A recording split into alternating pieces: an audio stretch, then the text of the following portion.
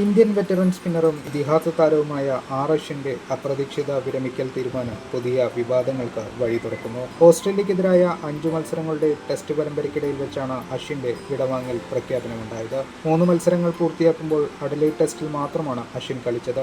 മത്സരത്തിൽ ഒരു വിക്കറ്റ് മാത്രമാണ് താരത്തിന് നേടാനായത്.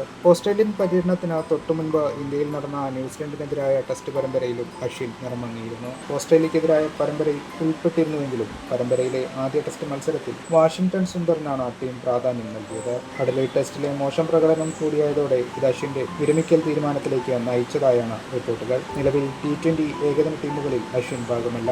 ഓസ്ട്രേലിയക്കെതിരായ 2 ടെസ്റ്റ് മത്സരങ്ങൾക്ക് ശേഷം ഓഗസ്റ്റിലാണ് ഇന്ത്യയിൽ ടെസ്റ്റ് മത്സരങ്ങൾ പിന്നീട് നടക്കുന്നത്. ഇതോടെ ടീം മാനേജ്മെന്റ് അശ്വിനോട് വിരമിക്കൽ സംബന്ധിച്ച തീരുമാനം അറിയിക്കുവാൻ ആവശ്യപ്പെട്ടതായും റിപ്പോർട്ടുകളുണ്ട്. ഇതോടെയാണ് അശ്വിൻ തീരുമാനമെടുക്കുവാൻ നിർബന്ധിതനായത്. ടീം കോമ്പിനേഷനുകളെപ്പറ്റി അശ്വിന് നല്ല ധാരണയുണ്ടെന്ന് വിരമിക്കൽ പ്രഖ്യാപന അവസരത്തിൽ നായകൻ രോഹിത് ശർമ്മ പറഞ്ഞതും ഇതിനോട് കൂട്ടി വായിക്കേണ്ടതാണ്. നേരത്തെ മുൻ ഇന്ത്യൻ നായകന്മാരായ MS ധോണിയും അനിൽ കുംബ്ലെയും സമാനമായ രീതിയിൽ ടീമിൽ നിന്നും പടിയിറങ്ങിയിട്ടുണ്ട്. 2008 ഓസ്ട്രേലിയക്കെതിരായ പരമ്പരയിലെ 3-ാം പോരാട്ടത്തിന് ശേഷമായിരുന്നു കുംബ്ലെയുടെ പ്രഖ്യാപനം. 2014 ഓസ്ട്രേലിയൻ പര്യടനത്തിലെ 2-ാം ടെസ്റ്റിന് പിന്നാലെയായിരുന്നു ധോണി വിടവാങ്ങൽ പ്രഖ്യാപനം നടത്തിയത്.